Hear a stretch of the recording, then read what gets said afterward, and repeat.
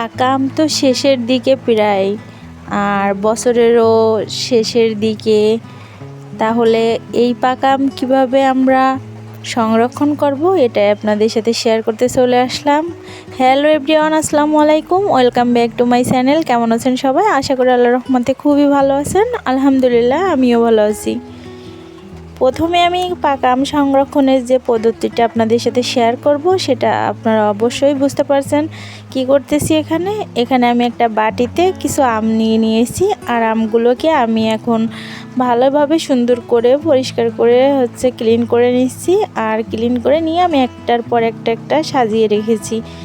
এই আমগুলো কিন্তু ফ্রিজে ছিল, আর ফ্রিজে তো অনেক দিন রাখা সম্ভব না, তার জন্য ফ্রিজ থেকে বের করে আপনাদের সাথে শেয়ার করে দিলাম কিভাবে আম সংরক্ষণ করা যায়। আর এটাই আপনারা দেখতে থাকুন। আর ভিডিওটি যদি আপনাদের কোনো অংশ একটুটুকু পরিমাণে একটু ভালো লাগে তাহলে প্লিজ একটা লাইক দিয়ে ভিডিওটা কন্টিনিউ করার অনুরোধ রইল। প্রথমে আমি এখানে নিয়েছি একটা টিস্যুর যে পলি আছে ওটাই, আর এটা থেকে আমি কিছু টিস্যু বের করে নেব।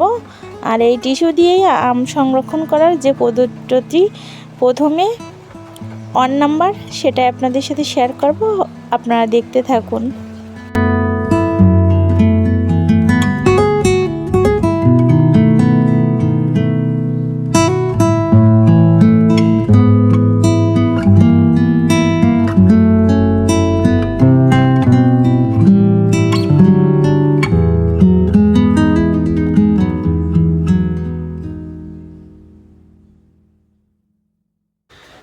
আমি যে আমগুলো সংরক্ষণ করব সেগুলো তো আগে থেকেই ধুয়ে নিয়েছি, আর এই জন্য আমি টিস্যুগুলো বের করে একটা করে আম পেঁচিয়ে নিচ্ছি, যেহেতু আমের গায়ে পানিটা বের হবে। আর আমটা তো ফ্রিজে রাখা ছিল, এজন্যই আমি আমগুলো এভাবে সুন্দর করে মুড়িয়ে নিচ্ছি। প্রতিটা আম এভাবে মুড়িয়ে আমি কিছুক্ষণের জন্য রেখে দিব।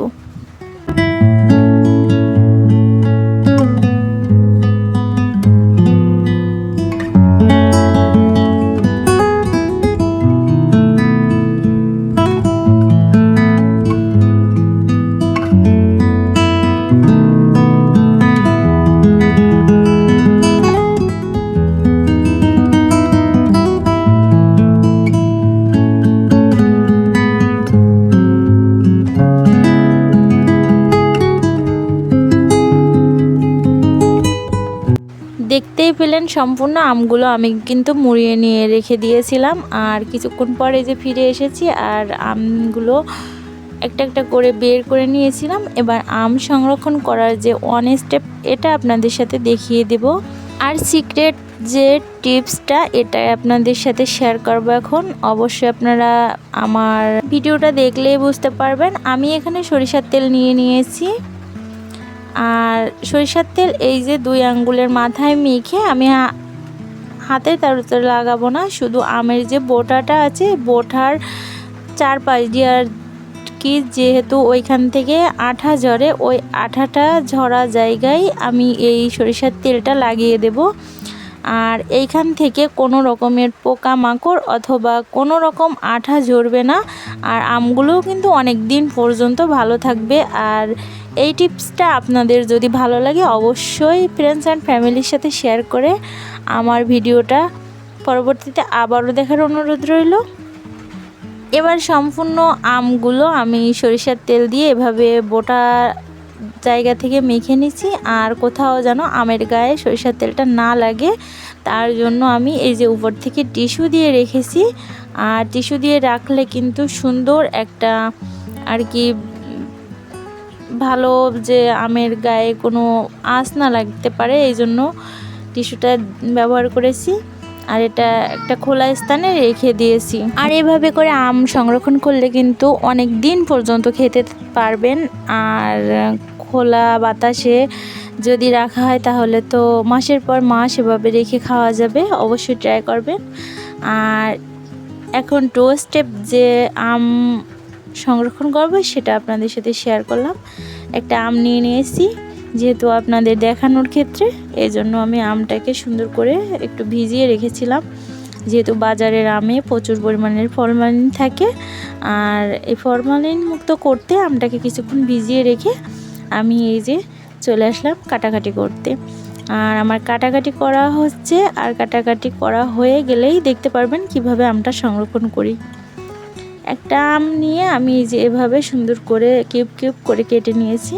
আর যেহেতু এগুলো অনেক পাকা আম, তাই আপনাদের দেখানোতে আমি এখানে কিভাবে সংরক্ষণ করব সেটাও দেখাবো, আর আম দিয়ে একটা রেসিপি বানিয়ে দেখাবো।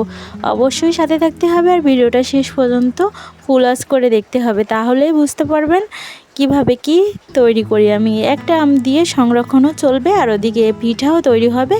অবশ্যই দেখার অনুরোধ রইল, দেখতে থাকুন। এখন আমি এই যে 2 চা চামচ পরিমাণ চিনি নিয়ে নিচ্ছি আমের সাথে।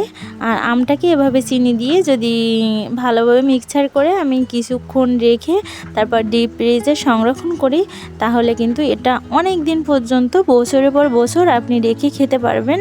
একেবারে তরতাজা একদম ভালো সুন্দর একটা আমের যে আর কি ফ্লেভার সেটাও পাবেন।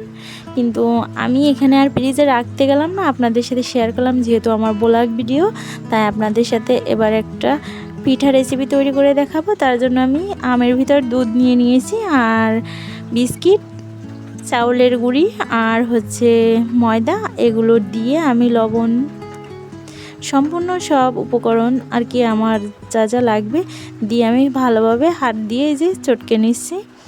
আর এটা কিন্তু দারুণ একটা হেলদি এবং টেস্টি নাস্তা, অবশ্যই আপনারা ট্রাই করতে পারেন। আর এই নাস্তার হুবহু একটা ভিডিও আমার আরেক চ্যানেলে আছে, যদি আপনারা চান অবশ্যই আপনারা ওই চ্যানেল থেকে দেখে আসতে পারেন কোথায় কতটুকু পরিমাণ কি ব্যবহার করেছি আমার এই নাস্তা রেসিপির জন্য।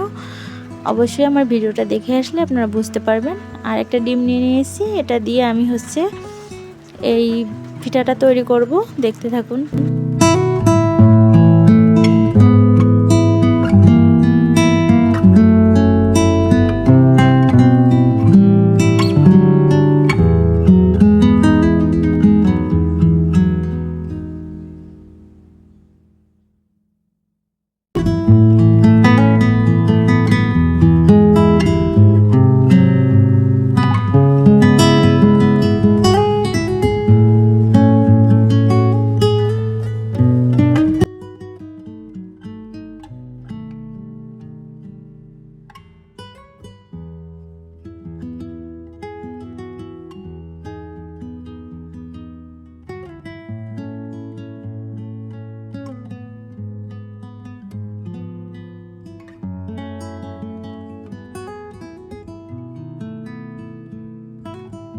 পিঠা কিন্তু হয়ে গেছে, এবার হচ্ছে আমি সলভ করে দিচ্ছি আর হচ্ছে আমি একটু কাটিং করে নিচ্ছি।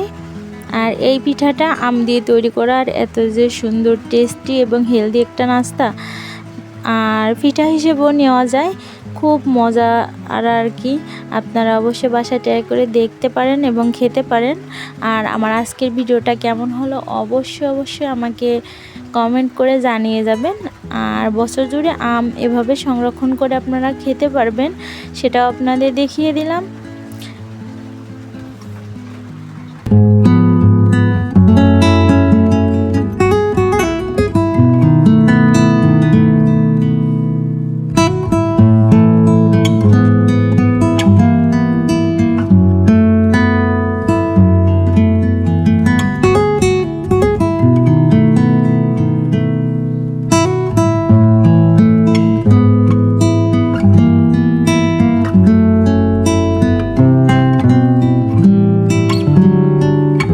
এই পিঠাগুলো কিন্তু অনেক দিন পর্যন্ত রেখে আপনারা সংরক্ষণ করেও খেতে পারবেন।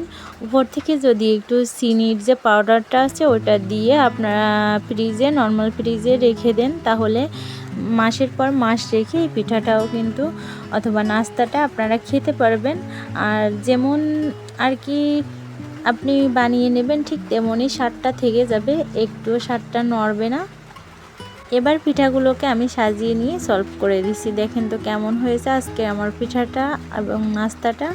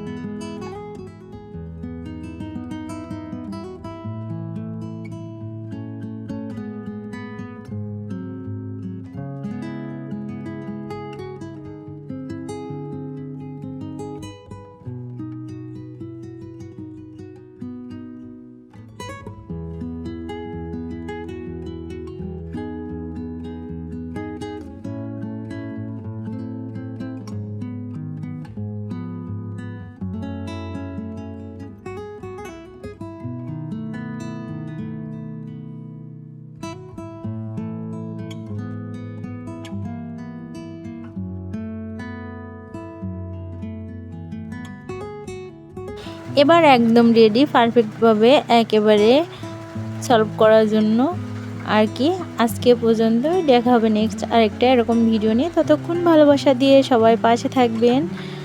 আরও এরকম নতুন নতুন ব্লগ নিয়ে আপনাদের মাঝে হাজির হব। টাটা, বাই বাই, আল্লাহ হাফেজ।